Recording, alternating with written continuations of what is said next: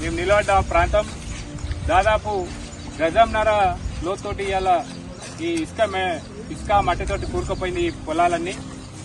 మరి మన ముఖ్యమంత్రి గారు వచ్చి లింగంపేట మండలంలో చిన్న బ్రిడ్జి 30-40 లక్షలతో అయ్యే బ్రిడ్జి కాడికి పోయి ఫోటో ఎగ్జిబిషన్ చూసి పోవడం జరిగింది. అంటే మా ఎల్లారెడ్డి రైతులను హేళన ఇంత చులకననా? మేము ఒకటే డిమాండ్ చేస్తున్నాం, మీ అధికారులతోటి ఏదైతే నష్టం జరిగిందో అవన్నీ తెప్పించుకొని ఈ నెల 15వ తారీఖు జరిగే మీ బీసీ బహిరంగ సభ కంటే ముందు మా రైతులకు సహాయం ప్రకటించాలని చెప్పి మేము డిమాండ్ చేస్తా ఉన్నాం. ఇప్పుడు ఇక్కడ ఈ ప్రాంతం ఈ రైతుకు దాదాపు 25 గుంటల భూమి ఉన్నది. మొత్తం ఉన్న పొలమంతా కూడా ఇప్పుడు ఇక గజంన్నర ఇసుక ఉంది కింద. మరి మొత్తం నిండికపోయింది. ఎంత సాఫ్ చేయాలంటే ఎక్కడికైనా అవుతుంది. మరి ప్రభుత్వం వెంటనే ₹1,00,000 ఎకరానికి డిక్లేర్ చేసి సహాయం చేయాలని చెప్పి డిమాండ్ చేస్తా ఉన్నాం.